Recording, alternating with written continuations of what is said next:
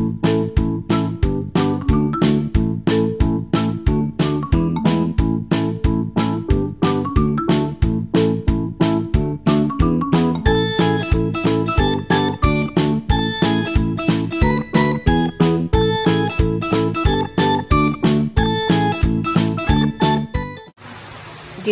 morning! Itsura ko. Good morning, baby. Oh, hindi kita. Anyways, it's 9:30 na. And, I had a good sleep. Ito na lang umaga. As usual, we ended up here sa baba, sa kama sa baba. Matutulog kami sa kataas, pero magigising kami dito sa baba. Kasi mga 3:30 as usual. Nagising, nagka-cry. So, pinadede, sway-sway. Yung tinuro kong technique na, tawag doon, yung squat. Ang hirap gawin nun pag antok ko eh. So, hindi ko siya ginagawa. Pero minsan pag wala na talaga akong choice, gagawin ko. Pero hindi matagal, saglit lang. Tapos yun. And then, pag pinatulog ka sa dibdib kasi, kailangan dito ako pumwesto para mataas yung unan. Pag doon, hindi kasi. So, dito ako pumwesto para natulog ulit siya sa dibdib ko. Tapos, si Zeb nagising nga, lumipat din dito sa baba. Tumabi sa amin. Tapos, 6:30, ayun na naman, nagising na naman. Cry. Tapos, wala akong energy tumayo. As in, sobrang antok na antok ako. Huwag ka na mag-push. Wait. So, buti na lang. Aray ko. Narinig ni Sel. She came to the rescue. Pumasok siya, kinuha niya. Pinadeti ko na siya nun eh. Ayaw pa din nag-stop. So, pumasok si Sel. Kinuha niya si Zach. Tapos yun. Dire-diretso yung tulog. Hindi naman dire-diretso kasi si Zeb nagising naman siya ng 7:30. Tapos, pinuksan ko na rin yung TV.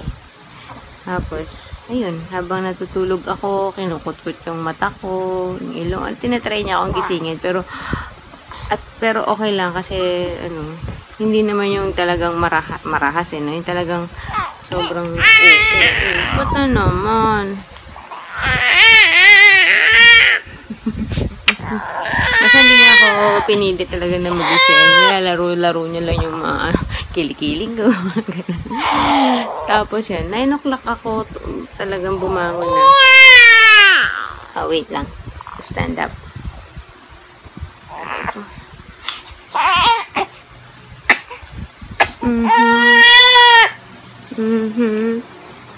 Tapos yun, pag inakit ko sila dun sa taas kasi gusto ko nang kunin si Zach.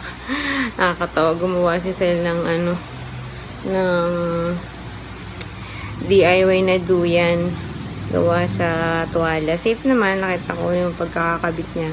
Kinabit niya sa 2 bintana. Tapos yun, kaduyan si baby. Tapos may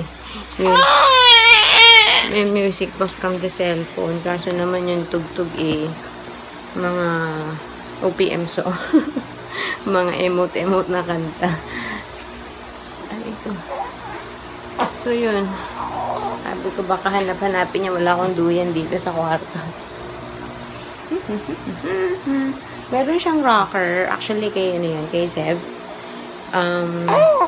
Regalo ng mga katrabaho ko dati. Pero yung rocker na ikaw yung magaganon, hindi siya yung automatic.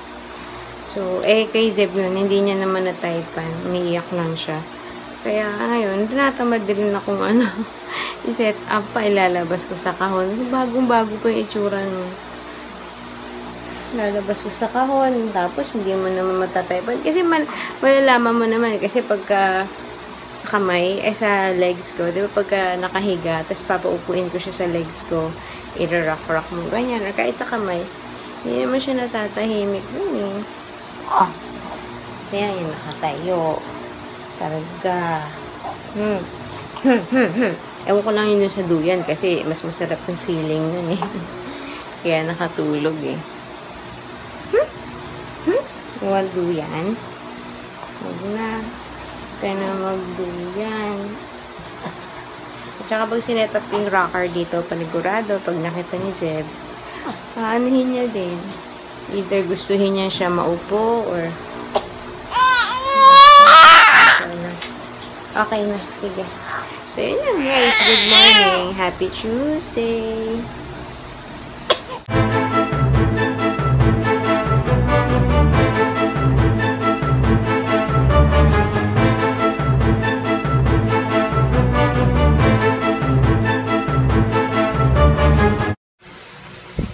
Nothing compares to mommy swinging, and rocking.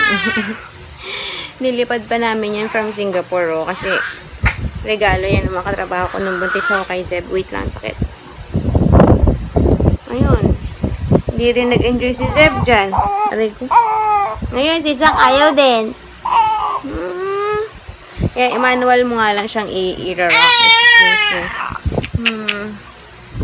Ay, nako, sayang naman yan, oh. Bagong-bago pa yan, oh. Hindi nagamit.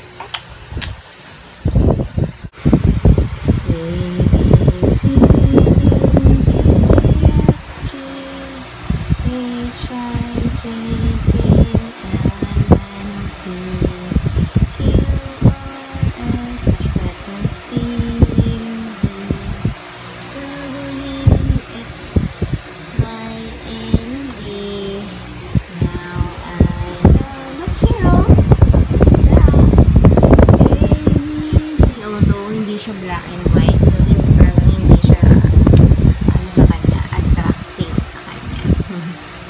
Dapat black and white muna and red.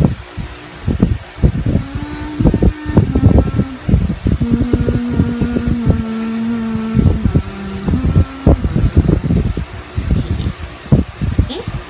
Okay? Are you good? Sorry, mukhang nakikita niya na. Oy, ginib na po. Wala ko iyak. Tapos, patingin siya dito. Nilagay ko yung red t-shirt ni Kuya Zeb. Kasi so ngayon, colors pa lang nila is black, white, and red. So, yan. Para dito siya nakatingin. Ayan. Is it now better, baby? This is rock.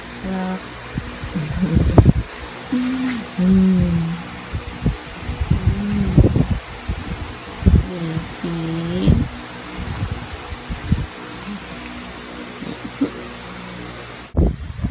Wala talaga. Dito talaga niya gusto. So I guess I have to pack that up again. Useless. Buti na lang, di ako yung bumili niyan. Hindi ko pera ang sinayang. I don't know. Baka nila siya komportable. I'm not sure. But anyways, nga pala, yung kinuwento ko, shinare ko kahapon na yung kuha ng CCTV video, yung batang nakidnap.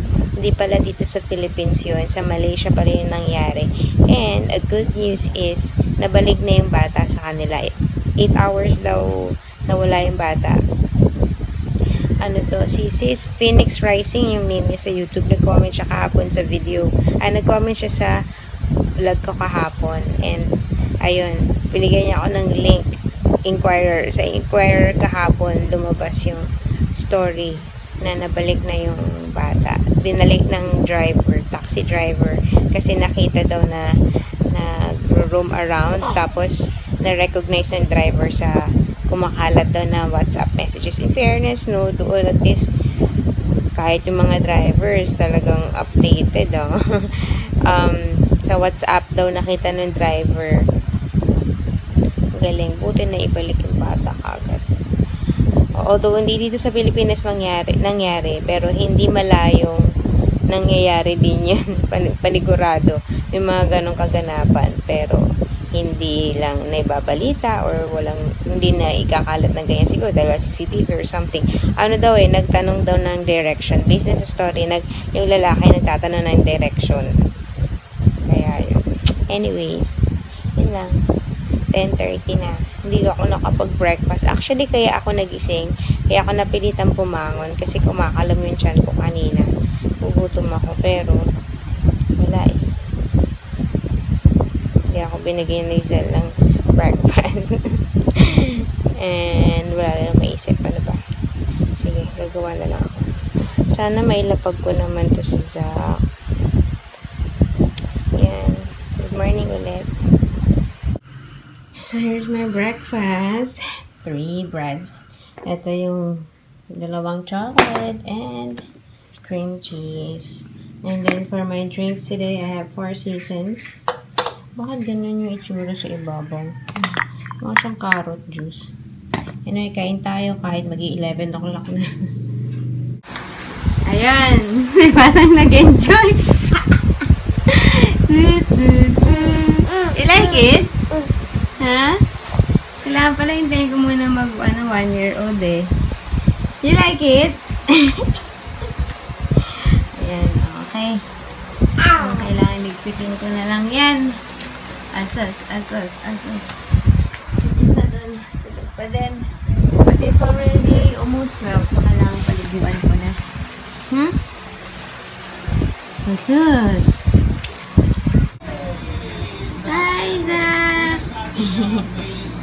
Are you too stimulated? I think it's okay. You like it, Zach? You like it? Tinitignan niya yung butterfly kanina eh. Ewan ko lang kung nakikita niya na eh. Zach! Pero dati kasi... Zach! Look! Look at mommy's hand. Finger pala. Here! Achoo! I got it. Hey. Jack, look. Whoop. Whoa. Whoop. Is he smiling, Ma? Gilak siya. Tummy time. Jesus? Are you watching it, Bulaga?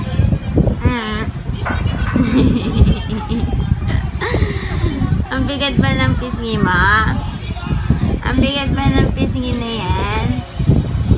Ang gigigil ko po kayo eh, ha? Ang ano ka eh, ha?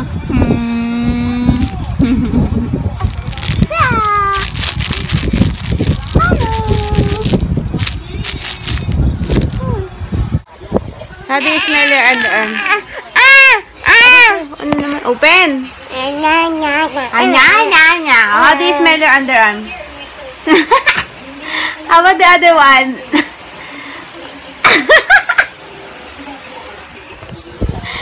Smell your underarm. Smell it. Smell it.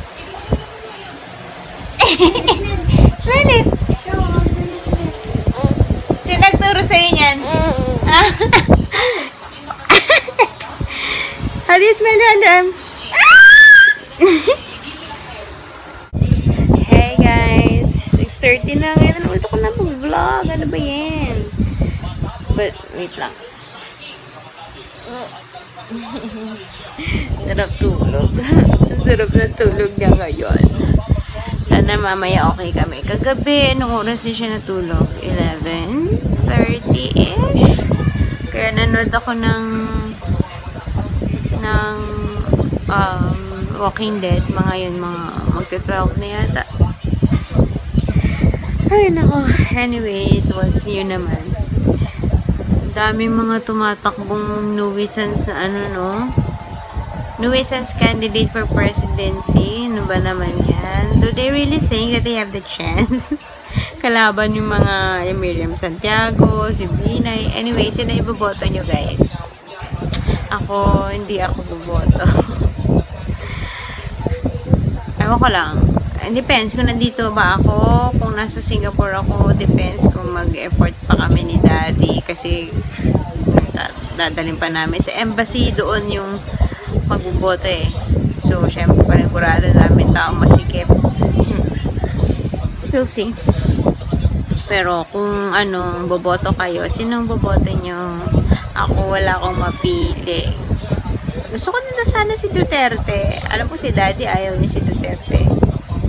Ewan ko kung ayaw niya or sa tingin niya hindi daw mananalo. Wag lang naman po si Binay. Parang, oh, yun naman po naman. Diyos ko Lord. Yung anak niya pa lang, example na, natanggal na, diba? Pinatalsik na kasi na-prove yung ano niya, kalokohan. What more yung tatay? Panigurado. Ay, usapang politics. Hindi ako mahilig sa politics, pero wala lang, paminsan-minsan. Hindi ko alam. Wala akong gustong, Ito pala si Miriam. Tumakbo. Hindi ko alam, natatakbo siya eh. Ngayon lang siya nag-file, diba?